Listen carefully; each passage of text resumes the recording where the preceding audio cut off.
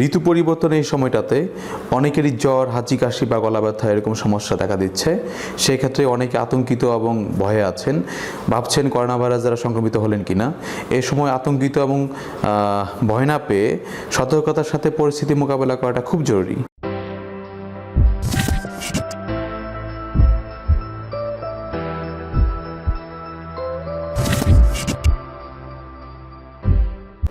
প্রিয় দর্শক, আজকে আমরা কথা বলবো করোনা ভাইরাসের লক্ষণ এবং উপসর্গ নিয়ে। তো কথা না বাড়িয়ে চলুন করোনা ভাইরাসের লক্ষণ এবং উপসর্গ নিয়ে আলোচনা করি। করোনা ভাইরাস দ্বারা আক্রান্ত ব্যক্তির প্রথম থেকে তৃতীয় দিনের মধ্যে যে উপসর্গগুলো দেখা যায় তার মধ্যে হচ্ছে আক্রান্ত ব্যক্তির প্রথম এবং তৃতীয় দিনে সাধারণভাবেই হাঁচি এবং কাশি হয়ে থাকে। এ সময় জ্বর হতেও পারে, নাও হতে পারে। এই সময় মাথা ব্যথা, গলা ব্যথা বা শরীর ব্যথা কিছুই হয় না। আক্রান্ত ব্যক্তির যদি রোগ প্রতিরোধ ক্ষমতা কম থাকে সেই ক্ষেত্রে জ্বর আসতে পারে। স্বাভাবিকভাবেই আক্রান্ত ব্যক্তি এক সময় খুব স্বাভাবিকভাবেই চলতে পারে এবং সাধারণ জীবনযাপন করতে পারে। তার খাবারে কোনো প্রকার কোনো অনীহা দেখা দেয় না। চতুর্থ দিন শরীরে হালকা জ্বর অনুভূত হয়, সেই সাথে মাথা ব্যথা, মাথা ঘুরানি, বমি ভাব এবং ডায়রিয়াও হতে পারে।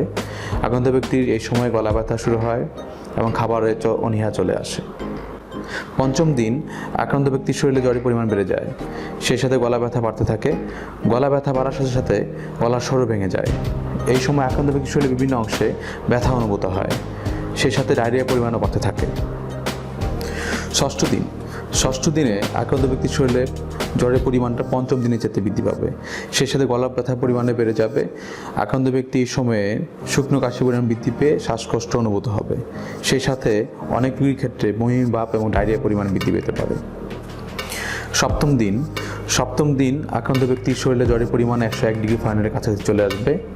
আক্রান্ত ব্যক্তির এই সময়ে শুকনো কাশির সাথে কফ বেড়ে থাকবে, সেই সাথে শরীর ব্যথা, মাথা ব্যথার পরিমাণ বৃদ্ধি পেতে পারে এবং সেই সাথে ডায়রিয়ার পরিমাণও বৃদ্ধি পেতে পারে।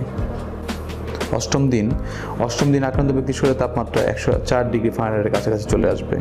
এই সময় শরীর অনেক দুর্বল হয়ে যাবে, সেই সাথে শ্বাসকষ্ট বেড়ে গিয়ে রোগীর মনে হবে যে তার বুকের ভিতরে ব্যথা করছে অথবা বুকটা বার হয়ে আসছে, তার শ্বাস নিতে প্রচণ্ড কষ্ট হবে।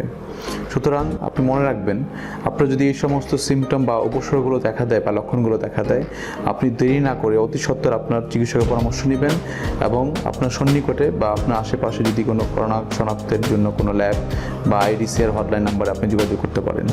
তো প্রিয় দর্শক, আজকে আমি বিদায় নিচ্ছি। আপনারা নিরাপদে থাকুন, ঘরে থাকুন, সুস্থ থাকুন। আল্লাহ হাফেজ।